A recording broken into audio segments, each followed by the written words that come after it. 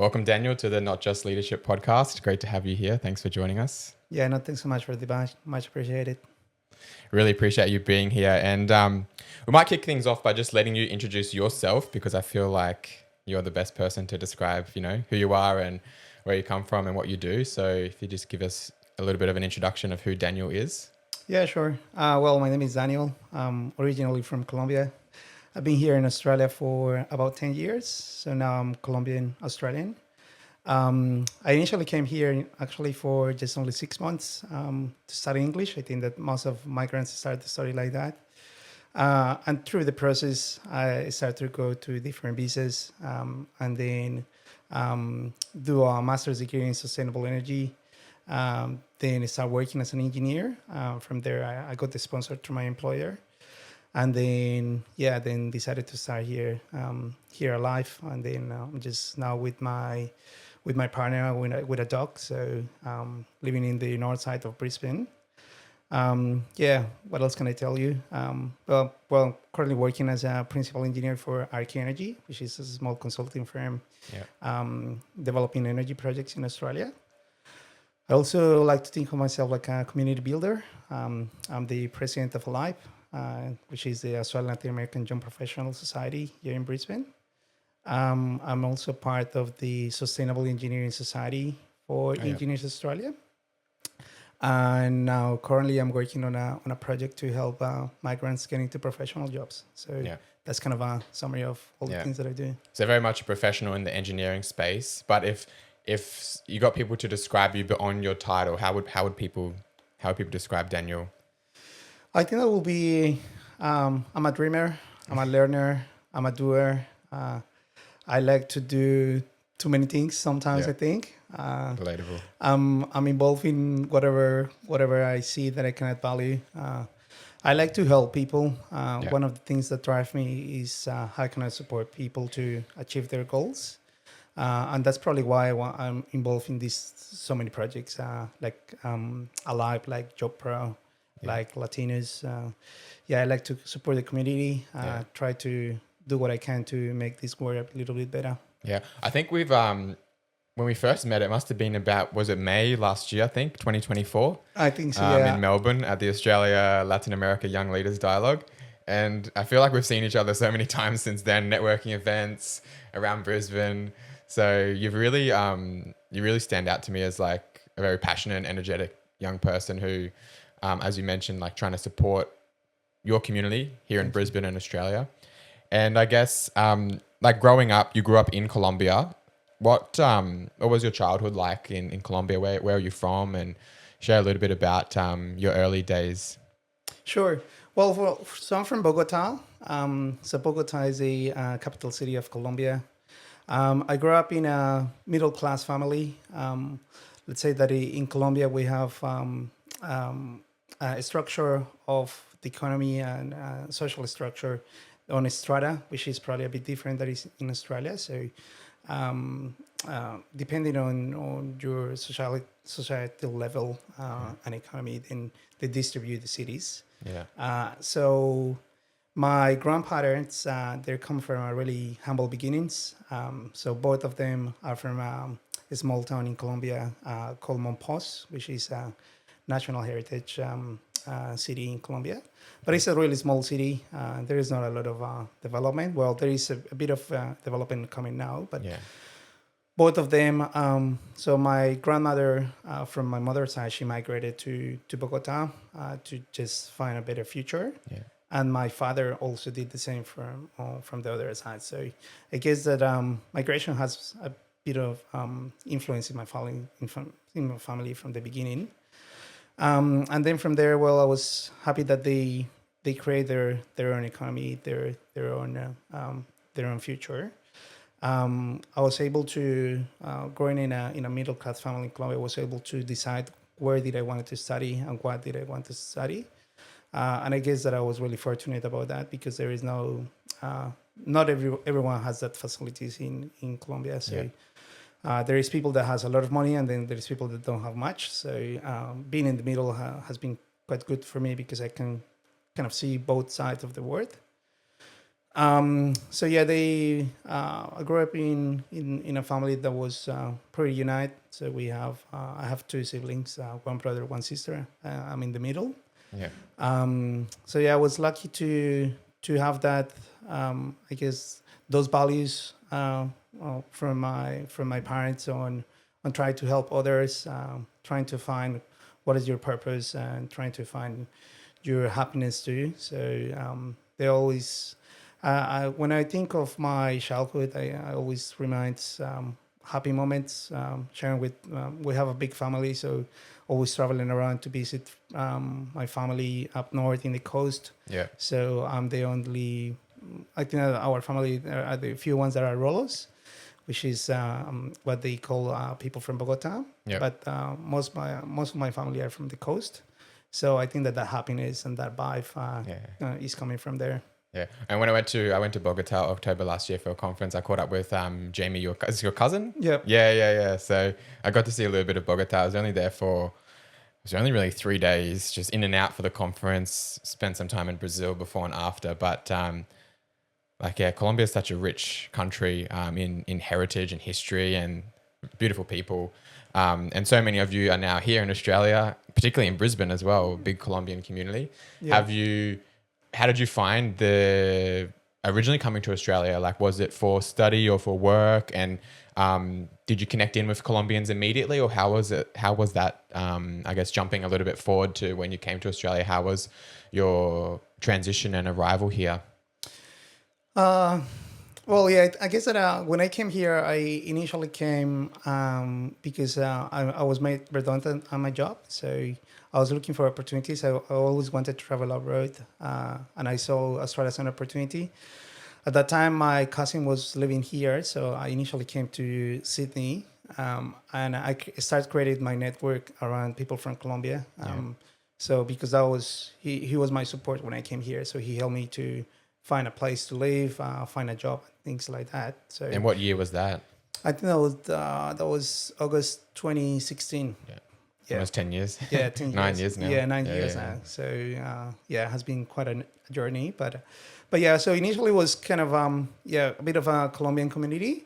Yeah. But then when I started going into the English school, because I came to study 6 months of English, then I started to meet people from all around the world. So I have lots of friends from Brazil, lots of friends from Taiwan, from Japan, from China, Indonesia. So it was really amazing for me to see people from so many different places. I think that was something that I didn't expect when I came to Australia. I guess that my first thought was I'm just gonna go there and I'm just gonna meet Australians or people from Latin America. But now I think that strikes me when I came here. See so many people from different countries living together was really amazing. Yeah, and I guess at what point did you have this desire to be a community builder, as you used that word earlier? I really like that word. Was that something that you always felt growing up in Colombia, that you were someone who had this like leadership skill, or was that something you more developed when you arrived here in Australia and you saw an opportunity to connect and upskill and empower your community here in Australia? Yeah, that's an interesting question. I don't know how I've been always someone that likes to be around people. I like to think of myself like a people person.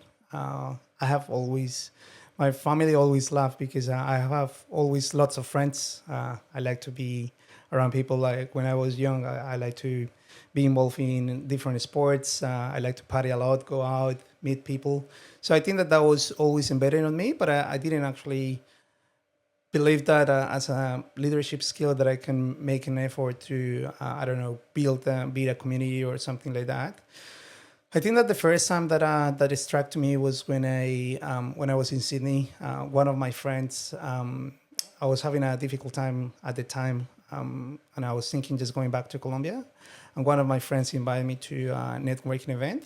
And then I started meeting some Colombians and meeting people working in the industry. Yeah. So I think that was probably the first time that I thought, oh, maybe this is interesting. I would like to learn more. And then through the Master of Sustainable Energy at UQ, they encourages us to do a lot of networking. So then I realized the importance of networks, especially for when you're a migrant, having those networks is really important. And they kind of taught us that through the masters. And when I graduated and I started working as an engineer, I realized that there were a lot of Latin American professionals working as a professionals in the industry.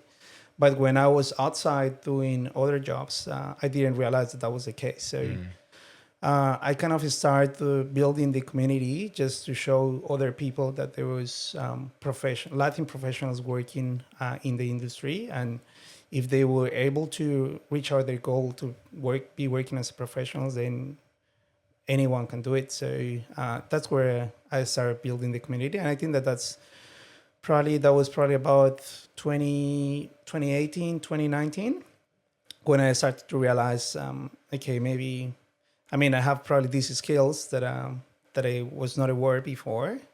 Let's do something about it. Yeah, and when I've met a lot of the Latino community here in Australia, you find that they're often very highly educated back home, and they struggle to transfer their qualification here to Australia. So often they have to re-study. Did you mentioned your master's course, so did you find that as like your pathway back into the engineering sector, or did you what was your pathway into, I guess, connecting your work from Colombia here to Australia? Yeah, I think that was I mean, there was a period when I was living in Sydney that I was just working for the Australia Post delivering parcels. And back in Colombia, I did petroleum engineering, so I was working in the oil and gas sector. Yeah. At that time, there was a downtown period for the oil and gas sector, so that's why I decided to come to Australia. And I was just working delivering parcels, but I was always on my mind. I was thinking always, well, I have more qualifications to do other jobs, and I was always my desire to go back to engineering. So that's why this networking event for me was important, because at the time I was kind of a bit lost on what I wanted to do. I have applied. At that time, I got my English certified, and I was already. I think that I had 2 applications for universities, one in Perth, one in Brisbane, to do further studies in engineering. So I thought maybe if I do a master's degree, then that will allow me to get back into the engineering industry. But when I applied to the universities, one of the things that was hard for me was the cost. As an international student, master's degree are really expensive. And I probably select one of the most expensive universities, Carleton University and University of Queensland, to studies. And going to that networking event helped me to realize that there were opportunities to apply for support visas and to apply for scholarships. So I applied for a scholarship in Colombia called Col Futuro that helps you it kind of is like a loan scholarship. So they give you the money to study, and you get a discount on the tuition fee. Okay. And then if you go back to Colombia, then you get that loan deducted. And if you don't, then you just pay it. Yeah. But it's a really good way. Was a really good way for me to study and to get back into engineering. So that was the pathway that I followed, going through a master's. But looking back, I think that there are many other opportunities than just going and do further studies, because it's really expensive. I mean, the university for me was really amazing, because I learned a lot, and I got to meet really nice people, really good connections. So I don't regret doing that. But I know that not for everyone you have the access to that amount of funds to do the study. So that's where I think that doing these networking events can help people get it back into the industry, because even that we have, let's say, not barriers, but there are some things that are harder for international students, like visa, your degrees, or the English. Through the network, there are always opportunities there. So I think that's something that motivated me to be involved in life, and just try to support others to get back into the industry if that's what they want to do. Yeah. And I think people really underestimate networking. Like, it can be a little bit scary at first, because if you go to an event, for example, where you know no one. Yeah, it's really scary. Yeah. I mean, I've been to many events like that before, and you always, like, my best advice is always just to, if you go to an event where you literally know no one at the event, there's normally probably someone there in the same situation as you. And they often might be standing by themselves, or you can kind of see who's comfortable and who's not comfortable. So my kind of strategy just to get the conversation going and to meet someone is to just look for someone who's either alone, because they're obviously looking for someone to speak to too, but they might be a little bit introverted.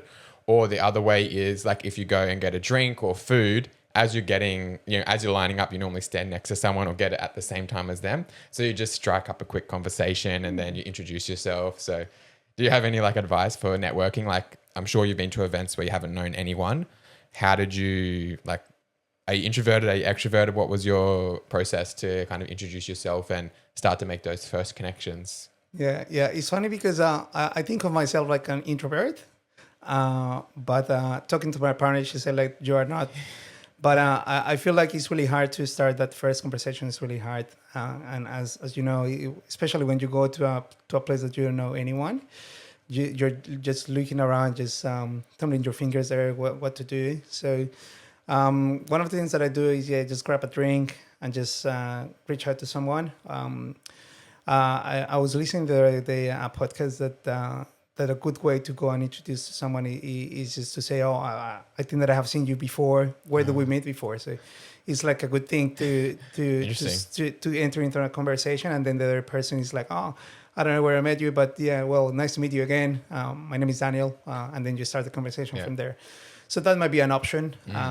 Obviously, it will be awkward to do it all the time with everyone, but at least I think that when you go to a networking event, then you start that first conversation, and then maybe that person, then someone else comes that they know, and then they introduce to someone else, or someone else see that you guys are talking, and then someone else come by, so and then you start to connect from there. So I think that the hardest one is the first one.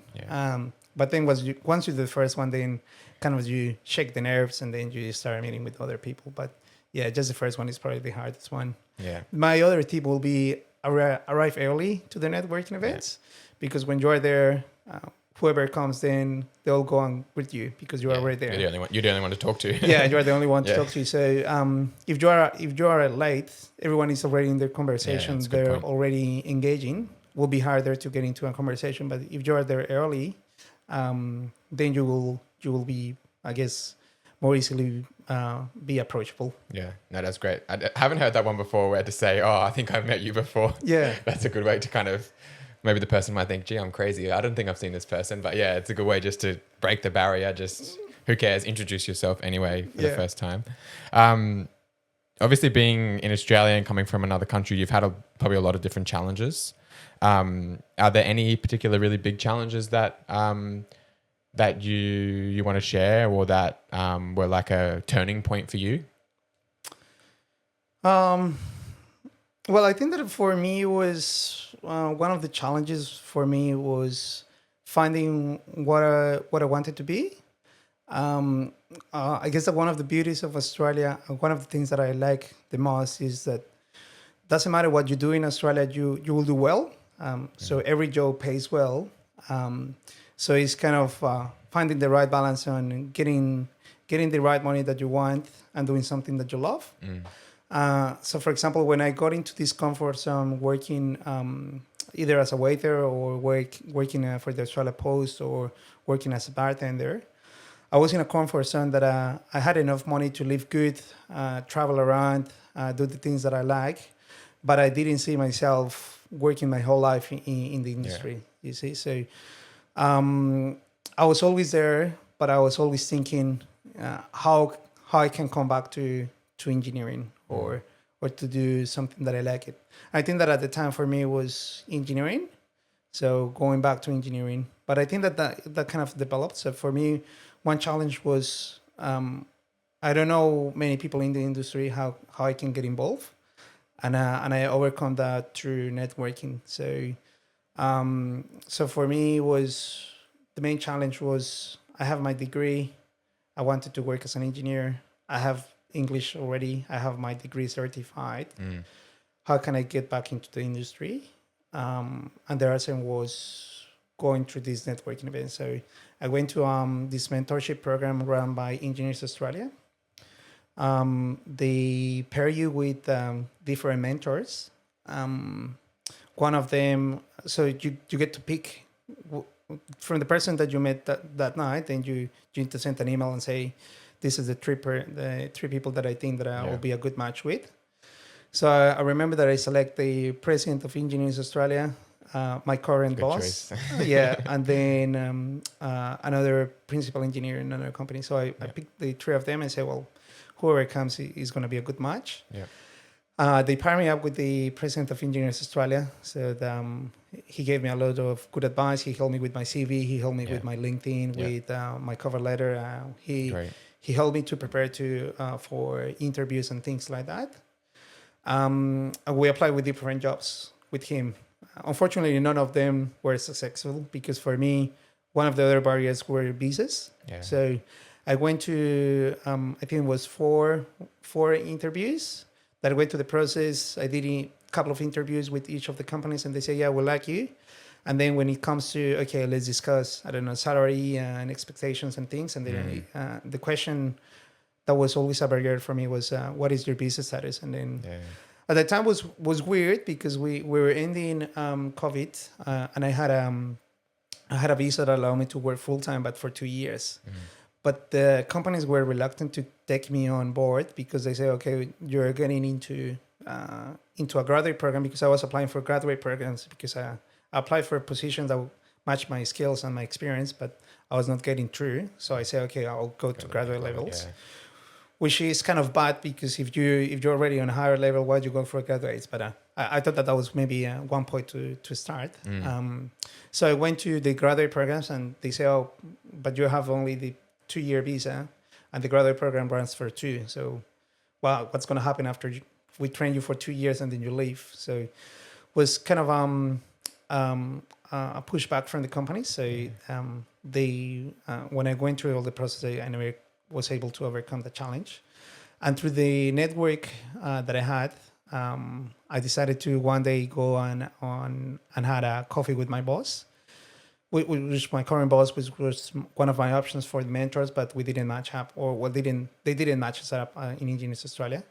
But I connect with him on LinkedIn anyway. And I think that a year after I met him, I saw that he was posting a lot about energy, about gas, about carbon capture storage, hydrogen, that were topics related to my degree on oil and gas and also the Master of Sustainable Energy. So I reached out to him. I told him, oh, Andrew, hey, how you going?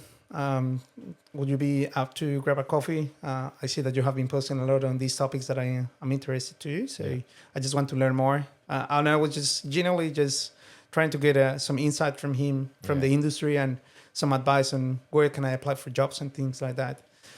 And then we grabbed a coffee. He told me, oh, this is what is happening in the industry. This is what might be coming in the future. These are the companies that you might be able to reach out. And at the end, he told me, like, have you been thinking about working maybe for a consulting company? And I told him, well, not really. I did a bit of consulting back home for an engineering company, but I was looking for a full-time role. So he told me, look, I like you. I like your skills. I like your degree. And I'm actually needing some support now because at that time there were only 2 people in the company.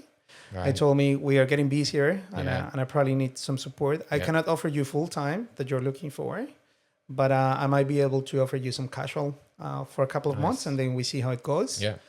And if everything goes well, if you like us and we like you and there is a pipeline of work, maybe we can offer you something else.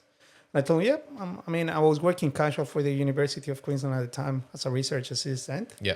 And I was doing the bartending role, so I kind of balanced the 3 of them at the same time. So I was doing casual in all of them. 3 casual jobs. Yeah, 3 casual jobs. But I kind of balanced it well because I was doing a bit of engineering. I was doing the fun job on bartending. It was good. So, and then 2 months into the job, he told me, "No, we like you. We need you. We're getting busier. I will offer you a full time." So, and then from there, I think that I had the 2-year visa. He knew it. Yeah. 2 years went by really quick, and then he said, like, "Oh, what we're gonna do? Your visa is gonna end," and I had applied for the skill visa program. He actually sent them a message to the Department of Home Affairs. He said, "Oh, Daniel has applied for the skill visa. He has been waiting for 2 years and nothing has happened, but they have a really backlog because of COVID." So they replied back and say, "Look, we're too busy. He just need to wait on the line, but I'm just getting too tight for the time frame." I say, "Okay, what other options we have? Because we need you. We cannot let you go." And then I told him, "Well, the only option will be if you give me a sponsor visa." And he said, "Yep, let's do that." I mean, he didn't think about it. He was like, "Yeah." Wow. Or from just like a LinkedIn message originally. Yeah. And so you had met him at this networking event. Yeah. And then you shortlisted him as a mentor, but you were matched with the other with the person. yeah. And then later on, you reached out again to catch up. Yeah. Yeah. So that was it. Yeah. We didn't talk. So we talked on the mentoring program night, whatever it was for Engineers Australia. We were just chatting. Then we didn't match up because they put me with someone else. But I connected with him on LinkedIn. And then, probably a year after that, I just texted him. And so everything come down to LinkedIn messages saying just, "You want to grab a coffee?" Yeah, so good. I have so many stories of LinkedIn messages, like meeting up with people all around the world. One example was not actually a LinkedIn message, but when I was living in France, working as an English assistant in a high school, I had participated in like a policy program here in Australia for young people.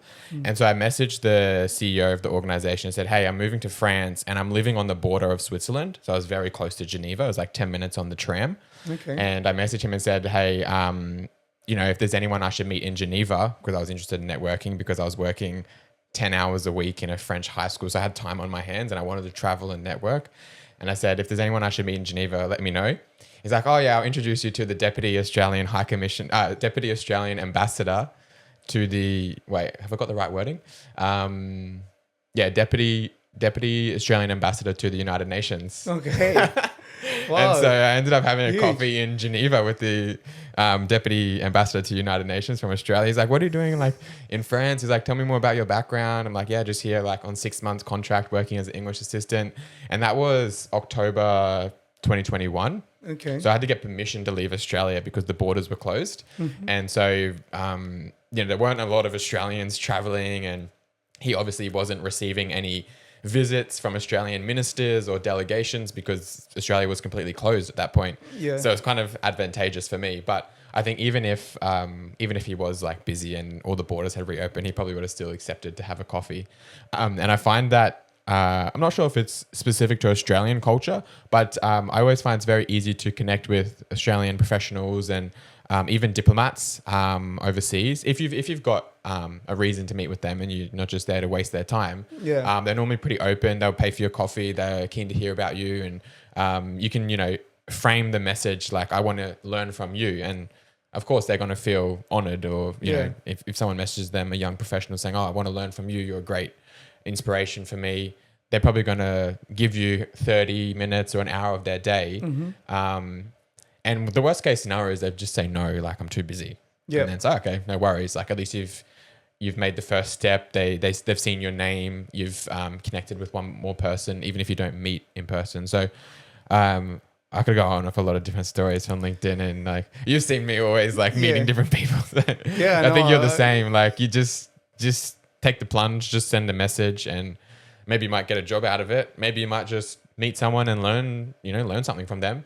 But there's really nothing to lose. Yeah, no, I agree. I think that story is really interesting, and one of the things that I like about Australia is the fair go. It's something that is really cool. I feel as a community that everyone is equal, and you kind of at the same level. It's something that I really like. So as you said, you can reach out to someone in politics, prime minister, or a counselor, and everyone will be up to a chat for a coffee. So it's one of the things is just go out, reach out, send LinkedIn messages, and just connect with everyone. Yeah. Well, the theme of the podcast is obviously, the overarching theme is leadership, but the name is not just leadership. So I'm keen to hear like you've talked a little bit about, your leadership journey, but what does leadership mean to you? Like, it's a very fancy word. A lot of people interpret it different ways. What does it mean? What does leadership mean to you, Daniel? Yeah, I think that we have I went to uni and I saw all the different leadership skills, leadership processes, how to become a leadership, and the different types of leadership. So looking at the theory, I think that I think of myself as a servant leadership. So I'm a leader that want to work for their people, like them to see them growing, reaching out their goals too. So I'm kind of that type of leadership that like to do things. Maybe sometimes I like to do more than I should be doing. I should be delegating more, but it's not because I don't trust people. It's just because I like to be involved in things. So I found like for myself, I have been more like trying to serve others, try to support others to grow, and at the same time helping me to grow, because when others are growing, I grow with them, because I'm learning from them, and we just thrive each other. So that's kind of the style that I like to follow. Yeah. And was that servant leadership, was that shaped by your values growing up, or is it something you kind of learned when you were studying about leadership, this type of leadership that attracted you? Or what's the connection? Yeah, I don't know. I think it might be a combination of both. I mean, I'm look at my parents, and my mom, for example, she's a very religious person. And she's always in church, helping the community. She's always doing all the lectures. She's organizing events for the church. I remember that she took me all the time to for Christmas. We always go out and meet with people that have probably less income or less opportunities. And we went there, share I don't know, a day with them, full day with them, trying to improve their skills, teaching them something, and then we share a meal. We share some gifts for Christmas. So I think that has been embedded in me since I was a child. And I remember that my father, he always used to tell me a phrase. I don't know if that's gonna sound good in English, but you can say it in Spanish. yeah, it's a Spanish phrase. So I'll try it. I'll try my best to say it. Is if you don't say it in Spanish first, then. Okay, well, in Spanish is el que no sirve para vivir. No, el que no vive para servir, no sirve para vivir. So it's like who doesn't live to serve is missing the point. I don't know. It's hard to translate the last bit, because it's like, if you don't live to serve, your life is not worth it. Something like that. Could be the translation. Yeah. So he always used to say that, and I remember that phrase. I don't know where he took that phrase, maybe from a book or something, but he used to say that a lot. So he was always supporting his community, also from people from the coast. So I remember that he used to have this group of people from Montpos, and they used to have these interactions where they share meals. They actually have a soccer team that play with against Rolo. So it was kind of that opportunity for him to serve to his community, and my mom used to do the same for as a Catholic, working for the community. So I think that's probably coming from there. And then when I started doing the master's degree and doing the management course, then I did the different type of leadership, and I said, maybe I'm more related to the servant leadership. Yeah, it's something I identify with a lot as well. I think it's got that connection to faith and giving back to others, and at the end of the day, it's I think it's the best type of leadership, because it's not about you. Of course, you grow through the experience, so you get something in return, but at the heart of it is actually about seeing other people succeed.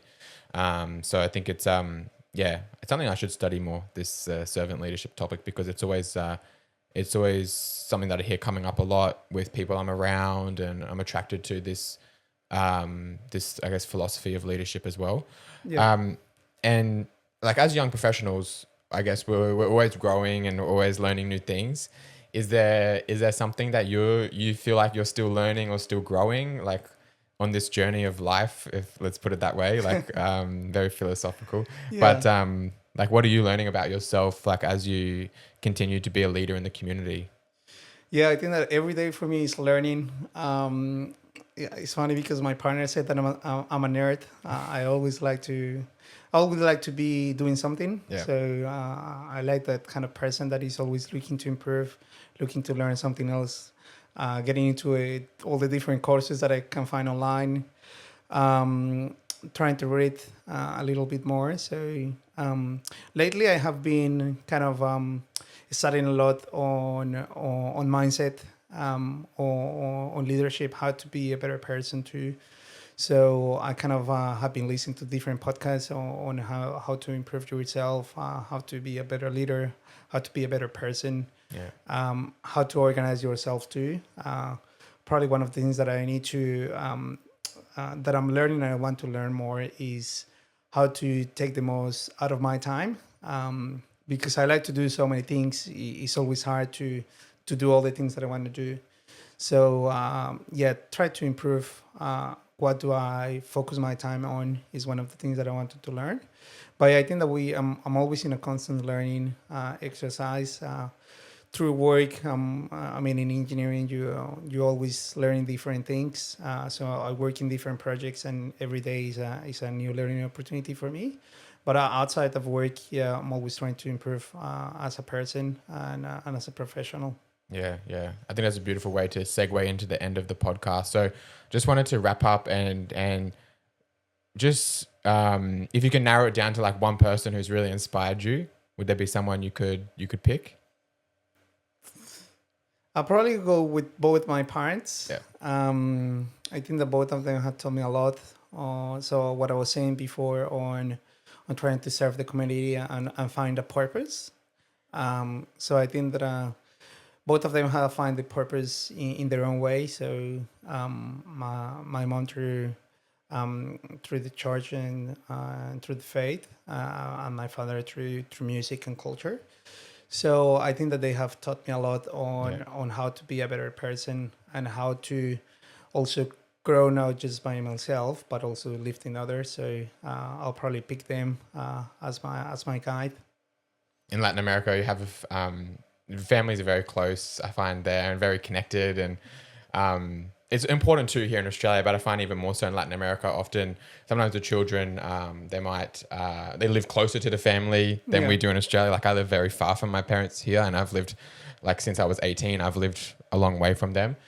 So I feel like it's a beautiful thing in the Latino culture in Latin America, you know, the connection to the family and not just being close geographically, but close personally as well. So I'm sure like being here in Australia, you probably constantly motivated by them and it's a good driver to just keep going even when the times are tough.